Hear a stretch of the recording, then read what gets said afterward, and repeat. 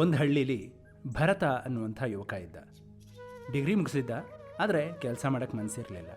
ಅವನ ತಲೆಯಲ್ಲಿ ಯಾವಾಗಲೂ ಒಂದೇ ಯೋಚನೆ, ಕೆಲಸ ಮಾಡಿ ಏನು ಫಾಯಿದೆ, ದಿನ ಕಳೆದ್ರೆ ಹಣ ಖರ್ಚಾಗತ್ತೆ, ಮತ್ತೆ ಕೆಲಸ ಮತ್ತೆ ಹಣ, ಇದೊಂದು ಚಕ್ರ, ಇದರಲ್ಲಿ ಅರ್ಥ ಏನು ಅನ್ನೋದು ಅವನ ವಾದ. ಮನೆಯಲ್ಲೇ ಕೂತ್ಕೊಂಡ ಅಮ್ಮ ಸಾವಿತ್ರಮ್ಮ ಕೆಲಸ ಮಾಡಿ ಮನೆ ನಡೆಸ್ತಾ ಇದ್ಲು. ಅವನಿಗೆ ಊಟ ಹಾಕ್ತಿದ್ಲು. ಆದರೆ ಭರತ ಫಿಲಾಸಫಿ ಯೋಚಿಸ್ತಾ ಕಾಲ ಕಳೀತಿದ್ದ.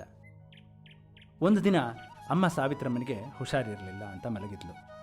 ಭರತ ಅಡುಗೆ ಮನೆಗೆ ಹೋದ. ಒಲೆ ಹೊತ್ಸೋಕೆ ಬರಲ್ಲ ಅವನಿಗೆ, ತರಕಾರಿ ಹೆಚ್ಚಕ್ಕೆ ಬರಲ್ಲ, ಅಕ್ಕಿ ಬೇಯಿಸೋದಂತೂ ದೂರದ ಮಾತು. ಅವನ ಹೊಟ್ಟೆ ಹಸಿದಿತ್ತು, ಆದರೆ ಊಟ ಮಾಡೋಕ್ಕೆ ಏನೂ ಇರಲಿಲ್ಲ. ಪುಣ್ಯಕ್ಕೆ ಅವತ್ತು ಅಕ್ಕಪಕ್ಕದ ಮನೆಯಿಂದ ಊಟ ಬಂತು. ಅವತ್ತಿನ ದಿನ ಕಳೆಯಿತು. ಭರತನ ಫ್ರೆಂಡ್ ಕಿಶೋರ ಅವನನ್ನು ಊರ ಅಜ್ಜ ಮಲ್ಲಪ್ಪನ ಹತ್ರ ಕರ್ಕೊಂಡು ಹೋದ. ಮಲ್ಲಪ್ಪ ಒಂದು ಜ್ಞಾನಿ ರೈತ. 80 ವರ್ಷ ದಾಟಿದ್ರೂ ಪ್ರತಿದಿನ ಬೆಳಗ್ಗೆ 5 ಗಂಟೆಗೆ ಹೊಲಕ್ಕೆ ಹೋಗ್ತಿದ್ದ. ಭರತ ಹೇಳಿದ, ಅಜ್ಜ, ನನಗೆ ಕೆಲಸ ಮಾಡೋಕ್ಕೆ ಇಷ್ಟ ಇಲ್ಲ, ಕೆಲಸ ಮಾಡಿ ಏನು ಅರ್ಥ ಇದೆ ಅಂತ. ಅದಕ್ಕೆ ಮಲ್ಲಪ್ಪ ಹೇಳಿದ್ರು, ಮಗ, ನನ್ನ ಜೊತೆ ಬಾ ಅಂತ. ಮಲ್ಲಪ್ಪ ಭರತನನ್ನು ಊರ ಹೊರಗೆ ಕರ್ಕೊಂಡು ಹೋದರು. ಅಲ್ಲಿ 2 ನೀರಿನ ಸೆಲೆ ಇತ್ತು.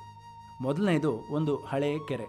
ನೀರು ನಿಂತಿತ್ತು, ಹಚ್ಚ ಹಸಿರ ಪಾಚಿ ಮೇಲ್ ತೇಲ್ತಾ ಇತ್ತು. ವಾಸನೆ ಬರ್ತಿತ್ತು, ಕಪ್ಪೆ ಸೊಳ್ಳೆ ತುಂಬಿತ್ತು, ಯಾರೂ ಅದರ ಹತ್ರ ಹೋಗ್ತಿರಲಿಲ್ಲ. ಎರಡನೇದು ಒಂದು ಚಿಕ್ಕ ಹಳ್ಳ. ನೀರು ಸದಾ ಹರಿತಿತ್ತು. ತಿಳಿ ತಿಳಿ ನೀರು ಕಲ್ಲಿನ ಮೇಲೆ ಹರಿದು ಚಿಮ್ತಾ ಇತ್ತು. ಹಕ್ಕಿಗಳು ನೀರು ಕುಡಿಯೋಕೆ ಬರ್ತಿದ್ವು, ಮಕ್ಕಳು ಅದರಲ್ಲಿ ಆಟ ಆಡ್ತಿದ್ರು. ಮಲ್ಲಪ್ಪ ಕೇಳಿದ್ರು, ಭರತ, 2ರಲ್ಲಿ ಯಾವ ನೀರು ಕುಡಿತೀಯಾ ಅಂತ. ಭರತ ಹೇಳ್ದ, ಹರಿಯುವ ಹಳ್ಳದ ನೀರು ಅಜ್ಜ ಅಂತ. ಯಾಕೆ ಅಂತ ಕೇಳಿದ್ರು ಅಜ್ಜ. ಆ ಕೆರೆ ನೀರು ನಿಂತಿದೆ, ಕೆಟ್ಟು ಹೋಗಿದೆ, ಹಳ್ಳ ಹರಿತಿದೆ, ಅದು ತಾಜಾ ಆಗಿದೆ ಅಂತ ಭರತ ಉತ್ತರ ಕೊಟ್ಟ. ಅದಕ್ಕೆ ಮಲ್ಲಪ್ಪ ಹೇಳಿದ್ರು, ಭರತ, ಆ ಕೆರೆ ನೀರು ನಿಂತ ನೀರು, ಕರ್ಮ ಮಾಡದ ಮನುಷ್ಯ. ಆ ಹಳ್ಳದ ನೀರು ಹರಿಯುವ ನೀರು, ಕರ್ಮ ಮಾಡುವ ಮನುಷ್ಯ. ನೀರು ಹರಿದರೆ ತಾಜಾ ಆಗತ್ತೆ, ನಿಂತರೆ ಕೆಟ್ಟು ಹೋಗುತ್ತೆ. ಮನುಷ್ಯ ಕರ್ಮ ಮಾಡಿದರೆ ಜೀವಂತ ಇರ್ತಾನೆ, ಬಿಟ್ಟರೆ ಅಧಃಪತನ ಆಗ್ತಾನೆ. ಕೃಷ್ಣ ಗೀತೆಯಲ್ಲಿ ಇದನ್ನೇ ಹೇಳಿದ್ದಾನೆ ಅಂತ ಅಜ್ಜ ಹೇಳಿದರು. ಅವತ್ತು ರಾತ್ರಿ ಭರತ ಮನೆಗೆ ಬಂದ. ಅಮ್ಮ ಸಾವಿತ್ರಮ್ಮ ಹುಷಾರಾಗಿದ್ಲು, ಅಡುಗೆ ಮಾಡಿದ್ಲು. ಭರತ ಕೇಳ್ದ, ಅಮ್ಮ, ನೀನು ಪ್ರತಿದಿನ ಇಷ್ಟು ಕೆಲಸ ಮಾಡ್ತೀಯಲ್ಲ, ಯಾಕೆ, ಸಂತೋಷ ಸಿಗುತ್ತಾ ಅಂತ. ಅದಕ್ಕೆ ಸಾವಿತ್ರಮ್ಮ ಕೈ ಒರೆಸ್ಕೊಂಡು ಮಗನ ಕಡೆ ತಿರ್ಕೊಂಡು ಹೇಳಿದ್ರು, ಮಗ, ನನ್ನ ನಿಯತ ಕರ್ಮ ಏನು ಗೊತ್ತಾ, ಈ ಮನೆ, ಈ ಮಕ್ಕಳು, ಈ ಕುಟುಂಬ, ಇವರ ಆರೈಕೆ. ನಾನು ಅದನ್ನು ಮಾಡ್ತೀನಿ, ಫಲ ಕೇಳಲ್ಲ, ಪ್ರಶಂಸೆ ಬೇಡ, ಇದು ಭಗವಂತ ಕೊಟ್ಟ ಕೆಲಸ, ನಾನು ಮಾಡ್ತೀನಿ ಅಷ್ಟೇ ಅಂತ ಹೇಳಿದ್ಲು. ಮಾರನೇ ದಿವಸ ಭರತ ಬೇಗೆದ್ದ, ನೀರು ತಂದ, ಅಮ್ಮನಿಗೆ ಕಾಫಿ ಮಾಡಿಕೊಟ್ಟ, ಅಂಗಡಿಗೆ ಹೋಗಿ ತರಕಾರಿ ತಂದ, ಊರಲ್ಲಿ ಒಂದು ಸ್ಕೂಲಿಗೆ ಹೋಗಿ ಶಿಕ್ಷಕ ಕೆಲಸ ಕೇಳ್ದ, ಸಿಕ್ತು. ಮೊದಲನೇ ದಿವಸ ಕ್ಲಾಸಿಗೆ ಹೋದ. 30 ಮಕ್ಕಳ ಕಣ್ಣುಗಳು ಅವನನ್ನೇ ನೋಡ್ತಿದ್ವು.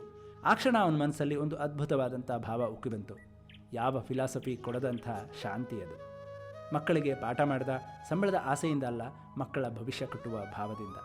ಆ ರಾತ್ರಿ ಅವನಿಗೆ ಗೊತ್ತಾಯಿತು, ನಿಯತ ಕರ್ಮ ಮಾಡಿದಾಗ ಶರೀರ ಯಾತ್ರೆ ಮಾತ್ರ ಅಲ್ಲ, ಆತ್ಮಯಾತ್ರೆ ಕೂಡ ನಡೆಯುತ್ತೆ ಅಂತ. 3 ವರ್ಷದ ನಂತರ ಭರತ ಊರಿನ ಉತ್ತಮ ಶಿಕ್ಷಕ ಆದ. 100 ಮಕ್ಕಳ ಜೀವನ ಬದಲಾಯಿಸಿದ. ಅಮ್ಮ ಸಾವಿತ್ರಮ್ಮ ಮೊಮ್ಮಕ್ಕಳ ತರಹ ಮಕ್ಕಳ ಹೆಸರು ಕರೆಯೋಕೆ ಶುರು ಮಾಡಿದರು. ಭರತ ಒಂದು ದಿನ ಗೆಳೆಯ ಕಿಶೋರನಿಗೆ ಹೇಳ್ದ, ಕರ್ಮ ಮಾಡಿ ಏನು ಅರ್ಥ ಅಂತ ಕೇಳಿದ್ದೆ, ಈಗ ತಿಳಿಯಿತು, ಕರ್ಮ ಮಾಡದೇ ಇರೋದ್ರಲ್ಲಿ ಅರ್ಥ ಇಲ್ಲ, ಕರ್ಮ ಮಾಡುವುದರಲ್ಲೇ ಅರ್ಥ ಇದೆ. ಇದನ್ನೇ ಭಗವಂತ ಭಗವದ್ಗೀತೆ ಅಧ್ಯಾಯ 3 ಶ್ಲೋಕ 8ರಲ್ಲಿ ಹೇಳಿರೋದು. ಶ್ಲೋಕ ಹೀಗಿದೆ, ನಿಯತಂ ಕುರು ಕರ್ಮತ್ವಂ ಕರ್ಮಜ್ಯಾಯೋ ಹ್ಯಕರ್ಮಣಃ ಶರೀರಯಾತ್ರಾಪಿ ಚ ತೇನ ಪ್ರಸಿದ್ಧೇದ ಕರ್ಮಣಃ.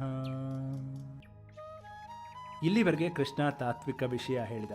ಶ್ಲೋಕ 8ರಲ್ಲಿ ಕೃಷ್ಣ ನೇರ ಆದೇಶ ಕೊಡ್ತಾ ಇದ್ದಾನೆ. ನಿಯತಂ ಕುರು ಕರ್ಮತ್ವಂ, ನೀನು ನಿನ್ನ ನಿಯಮಿತ ಕರ್ಮ ಮಾಡು. ಇದು ಭಗವದ್ಗೀತೆಯ ಅತ್ಯಂತ ಸಂಕ್ಷಿಪ್ತ ಮತ್ತು ಶಕ್ತಿಶಾಲಿ ಆದೇಶ. ನಿಂತ ನೀರು ಕೆಟ್ಟು ಹೋಗುತ್ತೆ, ಹರಿಯೋ ನೀರು ತಾಜಾ ಆಗಿರುತ್ತೆ.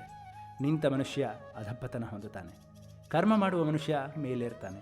ನಿನ್ನ ನಿಯತ ಕರ್ಮ ಮಾಡು, ಶರೀರ ಯಾತ್ರೆ ಮಾತ್ರ ಅಲ್ಲ, ಆತ್ಮಯಾತ್ರೆ ಕೂಡ ಮುಂದುವರಿಯಲಿ ಅನ್ನೋದು ಕೃಷ್ಣನ ಮಾತಿನ ಅರ್ಥ. ಮುಂದಿನ 9ನೇ ಶ್ಲೋಕದಲ್ಲಿ ಕೃಷ್ಣ ಕರ್ಮದ ಇನ್ನೊಂದು ಮಹಾರಹಸ್ಯ ಬಿಚ್ಚಿಡ್ತಾನೆ. ಯಾಗ ಯಜ್ಞ ಯಾಕೆ ಬಂಧನ ತರಲ್ಲ ಅನ್ನುವಂತಹ ಅದ್ಭುತ ರಹಸ್ಯ ತೆರೆದುಕೊಳ್ಳುತ್ತೆ. ಹಾಗಾದರೆ ಆ ಒಂದು ಅದ್ಭುತವಾದಂಥ ಶ್ಲೋಕದೊಂದಿಗೆ ಮುಂದಿನ ಸಂಚಿಕೆಯಲ್ಲಿ ಭೇಟಿಯಾಗೋಣ. ಅಲ್ಲಿವರೆಗೂ ಎಲ್ಲರಿಗೂ